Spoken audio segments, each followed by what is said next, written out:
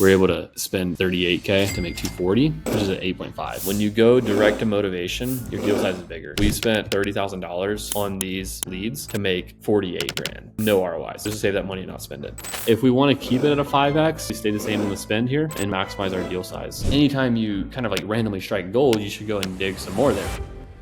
All right, guys, what's up? So in this video, I'm gonna be walking you through how we're gonna take this company from $3.5 to $3.6 million a year to doing what I believe to be quite a lot over $4 million, which is some small tweaks. So we'll be able to potentially add about $1 million to this business without having to add any expenses, hardly at all. And so the way that we're gonna do this is we're gonna do it through what I call the deal review. And so one of my friends who is going to remain anonymous, who does a bunch of deals. Basically, he's like, dude, I want to try to do more and I want to try to grow by getting better. And I was like, that's great. Let's like add all that money to the bottom line. And so what we're doing here is we're going through a deal review where I'm going to show you exactly how we're breaking down his numbers, his deals to go and do more things. I'm going to share with you like the lessons that I'm learning from looking at this, what things we're going to do to grow, and then how you can do it as well. So this is going to be beneficial if you've done more than 50 deals in your life. And this is honestly just a good thing to know if you're starting out, because you can build your company the right way the first time. So what I'm going to show you is there's really two phases. So I'm going to pull up a doc real fast. And there's really two phases because this has helped so many of our clients like multiply their business drastically. But we got phase one, which is going to be where we document the data. Phase two, where we build the manufacturing lines. And so on this, basically what you can see here is our phase one, where we documented all the data, right? So hundreds of deals, right? Lots of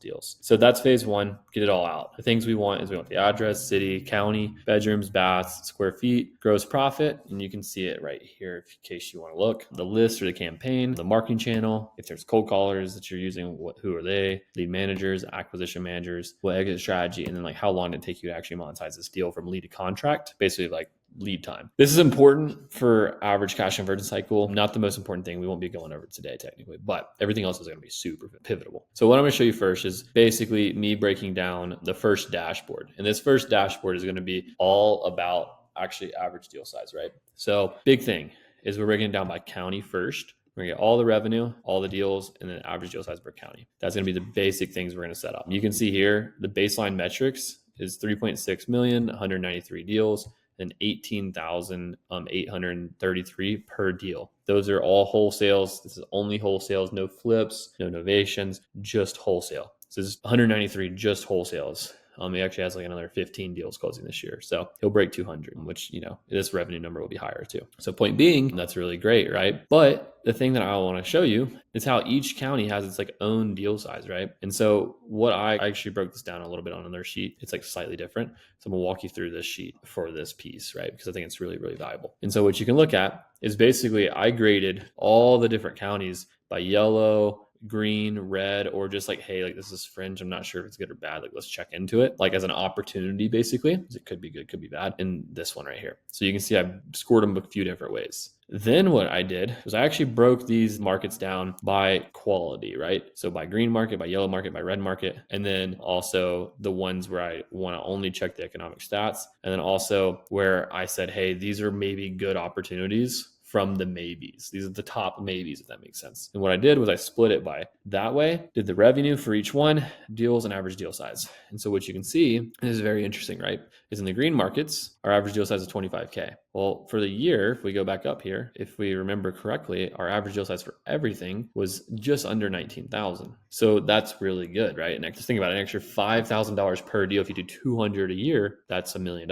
Pretty simple math. It's actually $6,000. That's really 1.2 million extra, not having to spend another dollar, not having to do anything else, right? And it's only 20 deals. So that means there's not a lot of actual effort being placed in these markets. So I think that's a huge opportunity for marketing. Will we add $1 million from just doing this one thing? No, but we will add several hundred thousand for sure by moving marketing into these areas. So that's number one right here. So 10% of all deals was at $25,000 per deal. Pretty great, right? That's really sick. Now what we can do is we can look at yellow market and say, okay, most of our deals, when we're spending most of our money, you know, half of our deals, 19,000.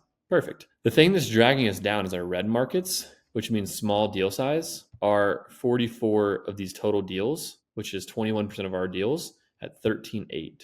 So 14,000. And that's what's dragging our deal size down a lot. And not that all these markets are bad, so to say, because there's actually one in particular that has a really good ROI, and I want to keep doing that one for sure. But the point is, if we're optimizing for deal size, we want to take a deeper look and say, hey, are these actually going to be good and worth our time? And it all comes back down to the ROI, which I'll show you how we crunch that later. And then the check economics one, which is about 15% of all deals, which means they're kind of like random deals scattered out through PPC and other marketing channels that are just like random leads that come in, are 14% at 19K. So that's good. But then if you check deeper and you look at just these areas, just these, which is most of them, right? It's a little over half. It's actually only 7% of deals. In these areas, crazy, our average deal size is 30 grand. Maybe we should spend more money there, right? So like, boom, now we have 2 areas. So it's about 20 counties or so that we can go and test in. Will all 20 work? No, of course not. But let's say 10 of them work. Now, 10 of them, we can do a couple deals a month in. So say 10 to 20 deals a year in. Right there, we're able to take and reallocate the other 50% of deals to a deal size of 20,000, 25,000, probably $25 to $20,000. And right there, boom, we get a huge pop to the business. So half the deals just added an extra 5K per deal. That's $600,000 a year added to the business, all to the bottom line, just by readjusting the marketing. And not to mention, these deals will just get reallocated to be bigger, right? And so actually, if you think about the way it really works is since half the deals are 19K and then the other half of the deals are below 19K, that means that we're actually going to add more. So it's really simple stuff, but that's all it takes is just some small tweaks when you're doing a lot of deals. Cool. The next thing is we looked at bedroom. I actually am going to go deeper into this. So we're going to break down this a little bit deeper and we're going to do it live. So it's going to be like my first time even looking at it. And I'll give you my live take. So it's going to honestly be kind of, I think it'll be pretty entertaining. Yeah, cool. Anyways, let's go to the bedroom count. So basically, here's the bedroom count that we looked at. And so you can look at and see that one bedrooms there's a big outlier. Actually, the 73K outlier that I found out is actually a 3-bedroom. So this is only like a $12,000 deal size right here. And so we spent $30,000 on these leads to make 48 grand. So it's like no ROI. So let's just save that money and not spend it. You can see 2 bedrooms, pretty decent. 3 bedrooms, really decent. 4 bedrooms, kind of decent. And we'll look at this a little bit deeper too. But if I break it out, you can actually see 3 2s are by far way larger. Now we do the most of those, but that's way larger. So it's like we want to weight that a little heavier in our actual marketing campaign. And so like if I was really going to prioritize this, I'd say 3 3s, 3 1s, and 3 1.5s. I really don't care as much about, but 3 2s and 3 2.5s, I really do care about. And it's interesting how this is actually the way that the data kind of works. And it makes total logical sense, right? And then we basically broke it out by marketing campaign. Didn't find too many interesting things there. The only thing I did find was that when you go direct to motivation, your deal size is bigger. So foreclosure, 24K. Whereas if we just go to like, and another thing too, like this has a really good ROI. It's like a 25X for offer declined. Mail that every month. Deal size is smaller, but it's just extra money. And then you can see PPC's got a bigger deal size than direct mail in general. And then you can see just like some of these are just like absentee owners and the deal size is a little smaller. So going direct to motivation is pretty solid. You can see it's all wholesale. Again, some of this data is still getting updated, whatever. And then the cool thing is that I want to show you guys is actually going to be when I go over here and I look at this by person as well. And so what I want to look at here and show you guys is by lead manager and by acquisition manager, there's actually going to be some variation in deal size. And it's kind of interesting. So for example, Ben is doing $37,000 per deal. Now he's only done 3 deals. He's new, but that's pretty crazy, right? So something in his process is a little bit different than everyone else's. Same thing with Celeste. Hopefully I didn't butcher her name. Sorry. 17.8, whereas Cindy is 21 and then Joey's 19. And so these 2 guys are newer, but clearly there's something they're doing in their process is a little bit different. That's allowing them to get bigger deals. Now, these people might've been like in a slower time. Maybe they have some deals from last winter, but even if these people are newer, let's say they've only closed a couple of deals based on what's going on, we're closing it into the winter. And if the deal size is bigger into winter, that means they're just doing something really well. And so what we're ultimately going to get is we're going to get a leads claim number and a lead cost number. So we kind of know like how much basically these people are like claiming. So we know like their inputs, like expenses, and then we can get an ROI based on that. So, maybe Celeste has the smallest deal size, but her ROI is the highest because she locks up at the highest rate. Or maybe Ben doesn't lock up very many leads, but when he does, they're bangers. His ROI might be the same, right? So there's some different things. Like people go for home runs, people go for just base hits, whatever. Everyone's got a different process. The other thing that's kind of interesting too is if you look at the lead managers, specifically, like one lead manager has a higher deal size than the other. And I actually think this definitely has something to do with the quality of the lead manager and like them being able to recognize things because if they're able to like go and connect deeper with people or get through walls with certain people that other people couldn't, then that's going to be able to allow them to access bigger deals. So, and Mike also just might be setting only his appointments for Cindy and Ben. So you never know. Real quick, guys. So we're going to be doing a live workshop breaking down how to build a $1 million profit wholesaling and flipping business. So we're going to be covering everything from building a data-driven marketing machine, all the systems, processes you'll need to do 7 figures profit in your business. And we're going to even be giving you a little bit of a behind the scenes view into how this system is working right now for us inside of our own business. So this one's going to be free. I want you guys to click the link down below this video just to get access to RSVP. It'll be super worth your time. Honestly, this is like the best business I've ever ran. The model that I'm showing you guys and the most satisfied, free, and happy I've ever been as a business owner. And implementing this in a bunch of different people's businesses over the last 12 months has been extremely impactful. So seriously, pause this video, click the link down below, and save your spot at the masterclass. So with that being said, back to the video. Enjoy. Peace. But anyways, so some interesting data points. Where we really get interesting though is when we start to look at this by bedroom. I'm gonna start here on the far one. So you can look pretty simply and see that like, hey, our total leads, and now this data is not perfect, right? Because we don't have everything fully dialed in for bedrooms, but it gives us a directionally accurate thing. And what I can do is I can look at my conversions across the manufacturing line per bedroom, per number of bedrooms. And so what we can do very easily is we can look and say, okay, well, we spent this much money, roughly. It's a rough estimate. It's not exactly the number, but we spent this much money to make this much over here. So how do we like kind of manufacture figuring out like, oh, well, what's our ROI? Right. And so it's very clear that 3 bedrooms gives us the best ROI. 1 bedroom gives us a terrible ROI where we should definitely not keep doing it. We should cut it. And then 2 and 4 are like an acceptable number, right? So 2 to 4 bedrooms is like the only thing we should be targeting. So we can basically save some more marketing here. We can also see basically what our conversion rates are, contract to deal, which is going to be a big efficiency thing. So you can see like, it's very simple, right? It's obvious that 1 bedrooms are hard to sell. 66%. Whereas these other ones are 80%, right? And then actually 4 bedrooms are a little bit harder. So, that's an indication that we can maybe go into the dispo department and build out a little bit of efficiency here to where we can get that up to, our standard, which is like, let's just call it 80%. And if we can get to 80%, then now we can close, I need this to be it's 32 deals. So now we can close 3 extra deals at $20K a pop, which is an extra $60,000. So just this one swing is we're able to say we actually spent about 30 grand on this, so 33 grand, and we're able to make an extra potentially 60K. That's a $100,000 swing in profit because of just reiterating and moving around resources. So that's a pretty big increase, right? So that's another 100 grand. Then we can look at this by marketing channel. And what we're kind of realizing on marketing channel is there's not actually as much to do when it comes to just like the marketing channels. It's more about like as a whole, it's more about refining them to increase our ROI in total, right? So obviously like PPC has a little bit better ROI. You can see here 4.2 versus 3.8. The reason for that is just because the deal size is a lot larger. So when you look at this, our average deal size is 22K on PPC, where it's $17,000 on direct mail. Cost per deal in mail is lower than PPC, which means that, hey, that seems like mail would be better. It's actually PPC is better. Now, I think there's some things we can do within mail to boost the deal size, to maybe even drop the cost per deal to get that ROI to be way higher. And if so we can do that, then the idea is we'll be able to basically remove the wasted and double down on the good areas. So I'm going to show you here. We're gonna go through this live. And so what I want to do live is I'm basically going to mark down like from the data I have here, because we're still inputting expenses. So I don't have everything in there, but I do have a lot of stuff in here. And what I'm going to do is I'm just going to mark down the greens and the reds and the yellows. Green meaning we want like that's really good. Yellow meaning keep it the same. Red means do less of it. And so basically the way that I'm going to look at this is I'm going to start by just taking our, like I want to do ROI, but because I don't have that for everything yet, it'll be in there by like the end of the day or tomorrow. I'm just going to start with like revenue per appointment, because I think that's like one of the best metrics you can have.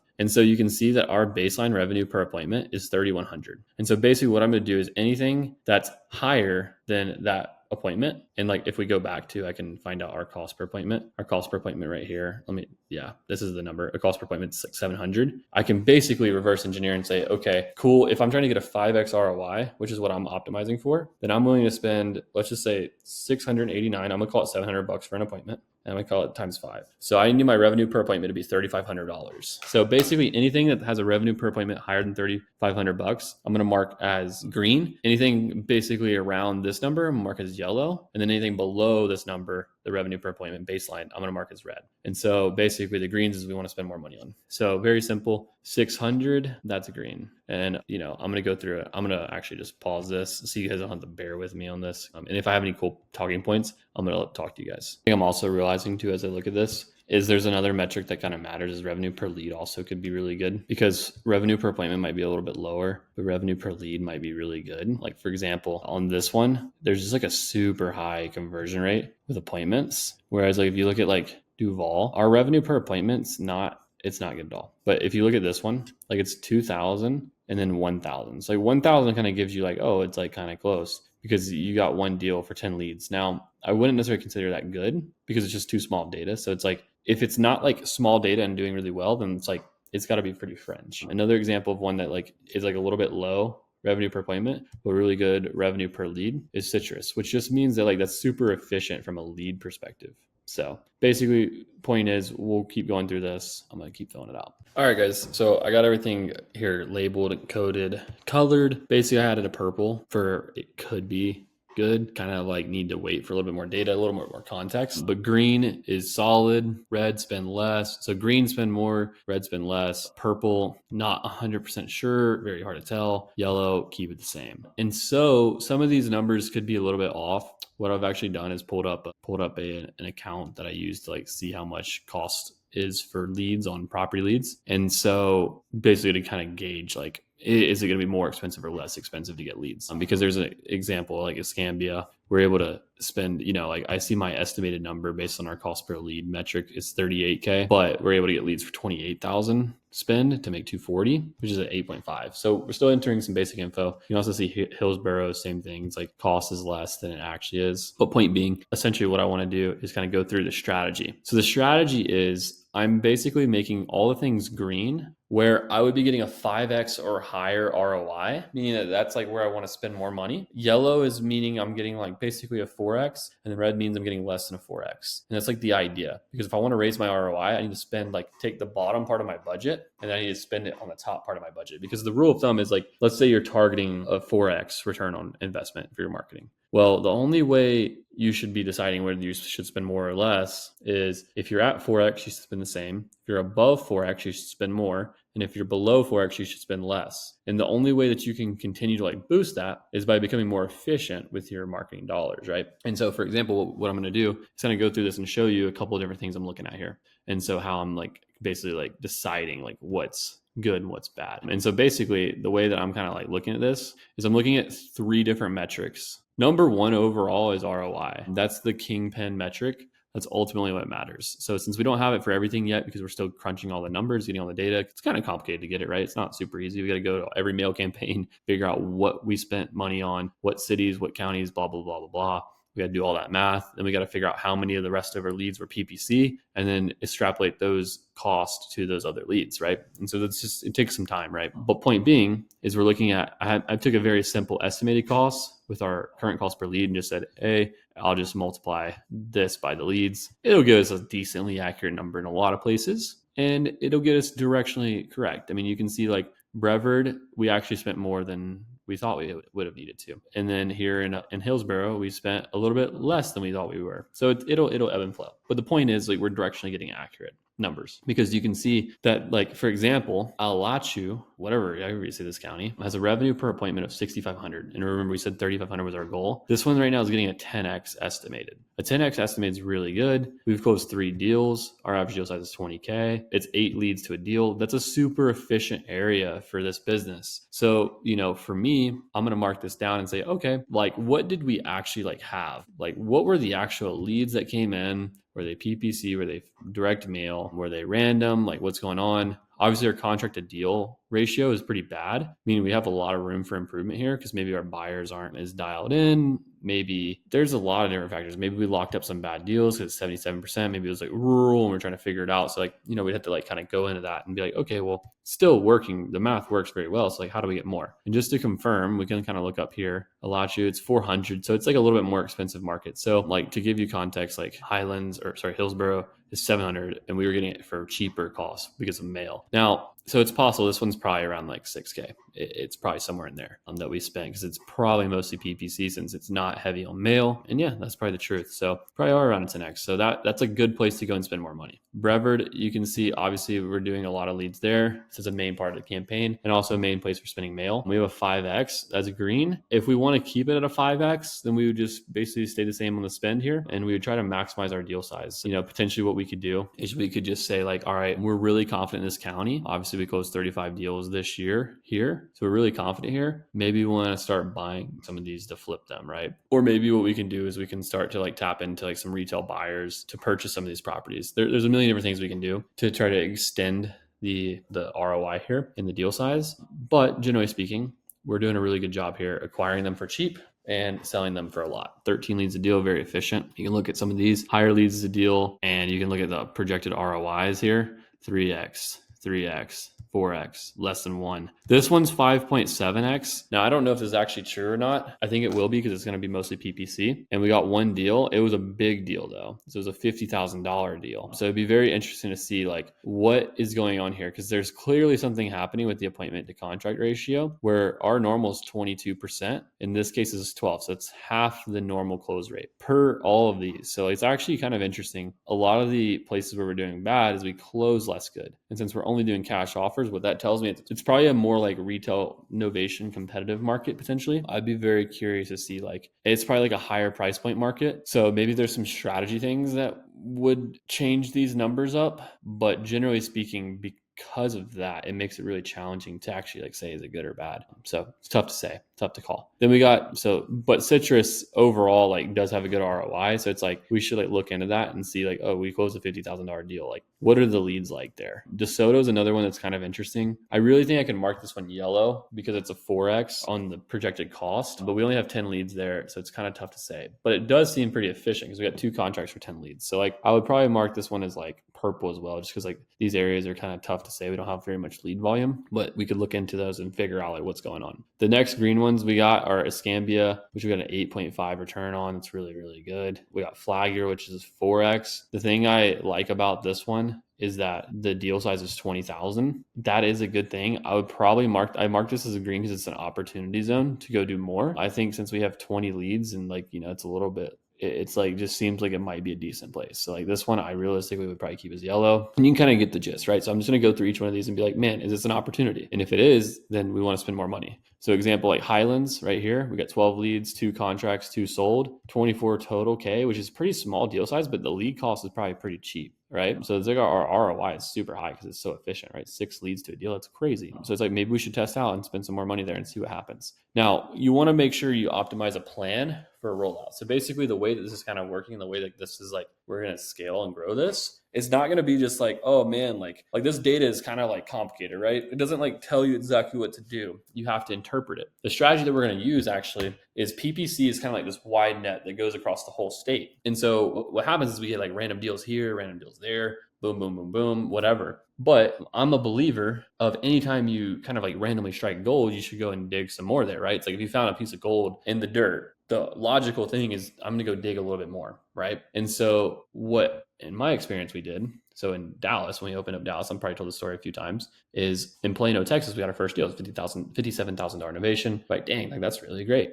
So what we did is we just all focused all of our marketing for Dallas in that zip code, and we got 5 more deals there. Whoa, that's crazy, right? I mean, we were able to turn 25K into 600 because of just focusing in an area that got us a bunch of massive deals. Got super lucky. But the thing is, I'd rather be lucky than good, but we put ourselves in a position to get lucky, right? And so the same thing here. So it's like the idea is like, boom, okay, we closed a $50,000 deal here. Our buyers loved it here. Seemed like it was a home run. It was really easy to sell. Really great deal overall. Maybe we could like just test some mail here, cold call or something like that, right? So for example, is like we'll take the best area we get from PPC, like, oh, we struck gold. Let's send a little bit of mail there. So like $2-3 grand, kind of see how it plays as a test. And then just do that every month a couple of times, because we can test with like 5,000 mailers, potentially get a deal, potentially not, and just see kind of how it goes. And just part of the budget will be like that testing portion. So, we'll always be testing like a new market or 2, just enough to like kind of like move into that. And so that'll allow us to basically say, oh shoot, we got another good deal here. All right, let's increase the budget there. And so like that'll allow us to go from like 80,000 mailers a month to hopefully we get to like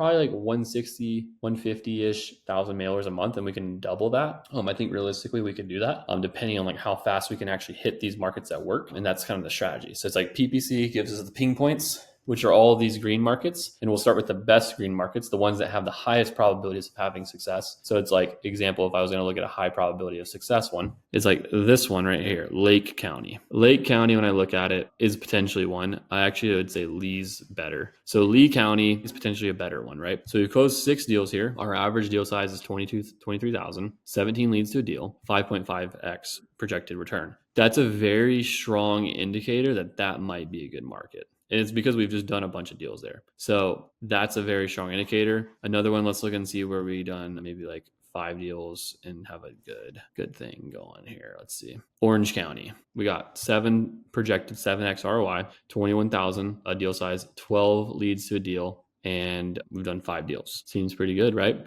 So if that's the case, then I'd say like doubling down on that market seems really smart. Palm Beach, potentially a decent one. 5x, 12 leads to a deal, 9 deals. Depending on like what we got going on here, could be a good option. Pascal, we haven't done too much here. Looks like we probably sent some mail. Okay, 8x, we should probably spend more. Boom, really simple. You can see the lead cost on this is actually crazy. So I have on my projected numbers 30,000, but lead cost is only 12. We've only spent 13 grand according to this number to make 100. So that's an 8x. That's really, really great, right? So cheap leads that are quality, that are converting 1 in 31. 31's a little bit high on the high side. So don't love that, but still a 7x, 8x ROI, we do love all day of the week. Another one that we could probably spend more money on, it would be Volusia, 13 deals, spent 38 grand, made 229. Super great market. Let's double, triple down on those markets, right? So anywhere we have a massive return, we just want to spend more money, really focus, but how to do it strategically, right? So it's like, I'm not going to like look at this and say, now that I've like gone through here and I know like what buy boxes is good, like I know like this information here on the 3 bedrooms, like, well, first, have I tapped out my 3 2s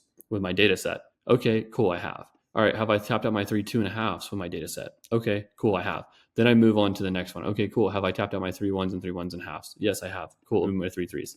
Boom. Okay, great. Once you do that, then you go to your 4 bedrooms. And maybe I'll go to my 4 bedrooms or my 2 bedrooms before I go to some of these other ones. But it's like, I'm gonna do 3 2 first. Then I'll break down 2 bedrooms to see which one's the best there. Probably 2 2, right? 2 2 is probably the best. And then it's probably 4 3 would be my numbers that I would guess. And so I'd start there, and that's how I'd roll it out. Roll it out best, next best.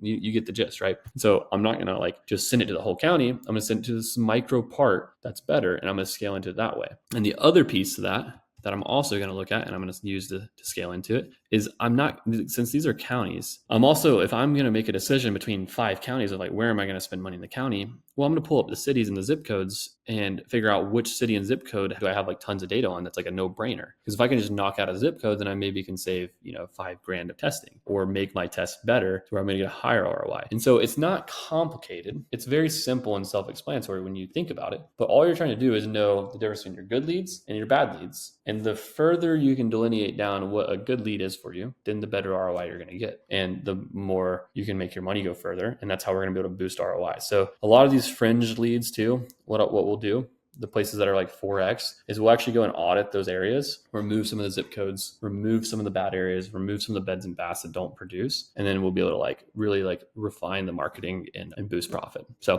hopefully it's helpful. If you're spending money on marketing, spending a lot of money, trying to scale, whatever, just use your brain, copy the stuff. You want to brainstorm on this, want me to do it for you, hit me up on my Instagram, at chandlersaine, message me, I'll get back to you. And yeah, I can help you make a lot more money. Peace. Talk to y'all soon. Hey guys, so really quick, I want to share some results from our recent client survey that we did, where we found that we added an additional $196,693 per year to our clients' businesses. And this isn't by telling them to go and spend tons of more money and bloat their business just to get their revenue numbers up. No, this is going through a simple 7-step process that we call the guide to growth that helps them go and make more money in their business without having to spend another dollar. All we're about. And so I'm going to share with you a little bit about what this guide to growth actually is here on my screen. All right, guys, so taking a look at the guide to growth, it's honestly super simple because all we have to do is troubleshoot in your business to find out where the actual problem is. And since we've broken it down into 7 sectors, into a wholesale business, into a manufacturing line, lead to net to appointment to offer to contract to sold deal, and average deal size, all we have to do is understand compared to industry standard, compared to our clients' results, where do you stack up? And then for something as simple as deal sizes, if you're not 10% of median home price, then you should be able to get it to 10% of median home price. So if it's $350,000 like in Atlanta, your average deal size should be $35,000 plus or minus a little bit. And so if you're not, we're going to identify that. We're going to come down to the guided growth and understand where the KPI targets should be, what are the core variables, and what are some possible solutions. And we would do something like this, where we'd hand you an SOP and hold your hand and implement it with you step by step on how to buy deals for less, how to sell deals for more, and how to flip higher price point homes so that you can increase your average deal size and release your bottleneck. All we're going to be focused on is growing your company without spending another dollar. And so if this is something that you're interested in remotely at all, where we'd come into your business and show you exactly how we'd implement the guided growth for you, then all you need to do is go down below this video, click the link to book a call with our team, where we'll walk you through step by step on our roadmap of how we grow your company utilizing our process. So if that's interesting at all, go down below this video and click the link, book a call with our team. Otherwise, I'll see you guys in the next one.